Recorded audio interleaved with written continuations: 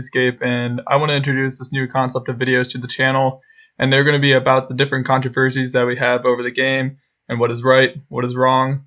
While my opinions may be biased, I'll try to give both sides to the argument and a chance to give the facts about the subject, and you can decide how you feel in the matter. Today's topic is going to be over real-world trading, also known as RWT. This phrase gets thrown around the game of RuneScape quite a bit, and for good reason. There are people all over the world that make full-time yearly wages over RuneScape gold, whether these people are stakers, bug abusers, hackers, gold farmers, or even Jagex.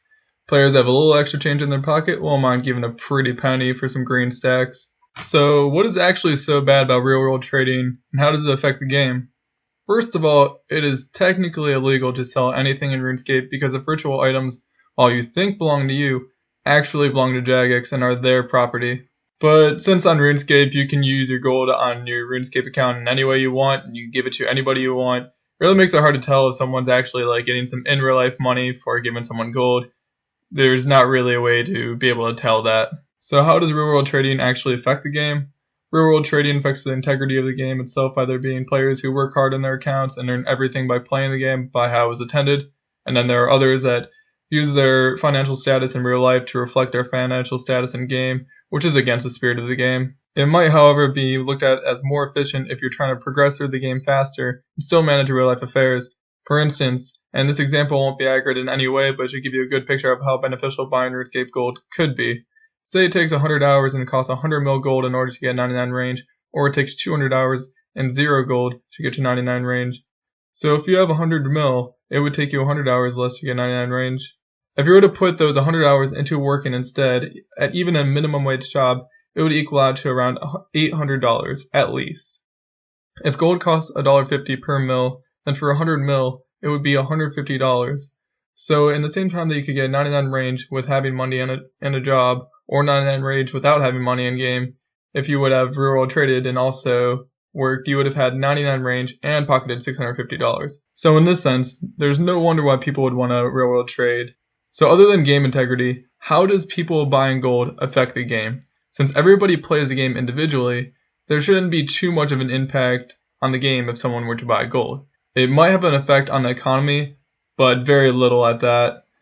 Also, on the note of buying gold, it's worth mentioning that it was confirmed by Modash that buying 100 mil of gold or less results in a 2-week ban, but selling gold will land you with a permanent one. In the RuneScape community, I've seen more people get flamed for selling gold rather than buying it, especially popular YouTubers and Twitch streamers that have been known to have sold gold in the past or have at least been accused of buying or selling gold. Now that we're talking about selling gold, you're going to hear a little bit more bias from me because I've sold gold in the past, and you wouldn't have heard bias as much before when we talked about buying gold because personally I've never done that and never will. So is selling RuneScape gold that bad? Well, without people selling gold, there wouldn't be anybody buying it. So in that aspect, if you were against people buying gold, then you could also be against people selling it. But since the market for buying and selling RuneScape gold is so huge, there will always be someone selling gold. So in my opinion, if someone was looking to buy gold and was trying to buy it off me, but I was like, hey, no way, man, then that buyer would simply just go find someone else and go buy the gold. So if someone really wants to buy RuneScape gold, they'll find a way to do it. So what does it really matter if someone like me decides to be the one to do it? And if you decide to quit RuneScape and you're going to leave $500 worth of gold on your account, why wouldn't you sell it? At least you could do is sell it and give it to charity, or dump it in the well of goodwill if you're not trying to be, selfish about it, I guess.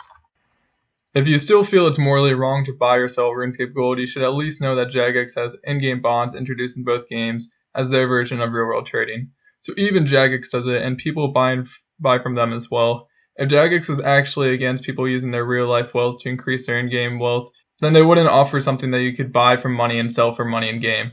So whether you decide to buy gold from Jagex and directly support them, or buy cheaper from a third-party gold seller, or you decide that you would prefer in real-life cash rather than in-game cash, you shouldn't get too hung up on it because so many people do it. And you really can't blame someone for picking thousands of dollars over the integrity of a video game. So in the comments section, you can let me know what you think about the subject or the video. But thanks for watching, guys. Peace and out.